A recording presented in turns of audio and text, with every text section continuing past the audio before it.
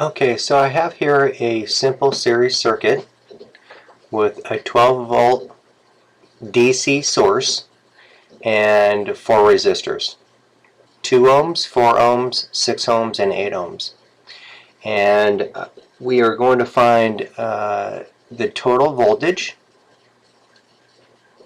the total resistance of the circuit, and the total amperage of the circuit.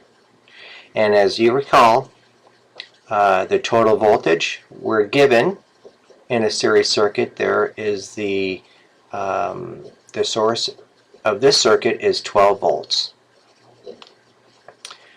In a series circuit, as you might recall, we have the fact that total resistance is additive.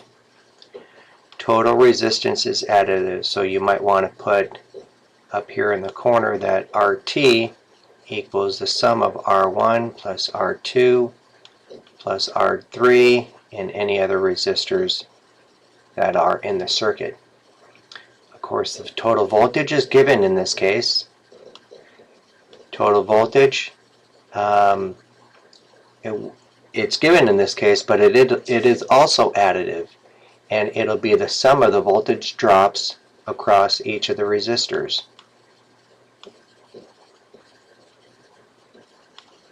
And the total amperage in a series circuit will be the same. And that's represented by this formula. Amperage across resistor 1 equals amperage across resistor 2 equals amperage across resistor 3. It's the same throughout the circuit. Okay? So in this case, using our series formula, resistance is additive. Total resistance is additive, so you're going to take the sum of these resistors. 2 plus 4 is 6, plus 8 is 12, and plus 6 is 12, plus 8 is 20. So you have a total of 20 ohms resistance. Then you can apply Ohm's law to this circuit. The total amperage of the circuit is E over IR. Total voltage is 12 volts, and your total resistance is 20 ohms. When you divide the two, you get 0.6 amps. That's your total amperage throughout the circuit. Now we want to find the voltage drops across each of these resistors. So Ohm's law can be applied to each of those resistors individually. So we want to find the voltage drop across R1.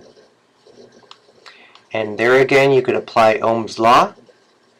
You're looking for the voltage drop, and you have now two components of your formula. You have the resistance and you have the amperage. So just find Ohm's law in terms of voltage, apply it. You have 0.6 amps multiplied by 2 ohms. And you get 1.2 volts. And you do the same for each of the resistors. You take the amperage, 6 amps, you know is flowing through resistor 4 or resistor 2, which is 4 ohms. 0.6 times 4 is 2.4 volts. You do the same thing for voltage drop across resistor 3. This is resistor 2. 0.6 amps times 6 ohms equals 3.6 volts. That's the voltage drop across this point here. So if you took a voltage meter and you tested the voltage between here and here while the circuit is on, you'll get 3.6 volts. And do the same thing for the last resistor. 0.6 amps times 8 ohms. And you get 4.8 volts. Now the formula, Ohm's law, says if you multiply or if you add the voltage drops across all the resistors, you should get the total voltage. And if we add these up, we get about 11 volts, which is fairly close to 12. Normally in these situations you'll get something that is close to or right on the voltage, what the total voltage would be. So taking a ohm meter here, or a voltage meter, across these 2 points would give us 4.8 volts. Across this point would get 3.6.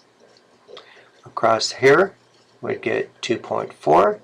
And across this resistor would get 1.2. And those voltage drops equal the total voltage, or should equal the total voltage. And of course, in a series circuit, your amperage stays the same. It's consistent, 1.6 amps throughout the circuit. So that's a series circuit, and you could follow along and apply this example to your practice that I handed out earlier.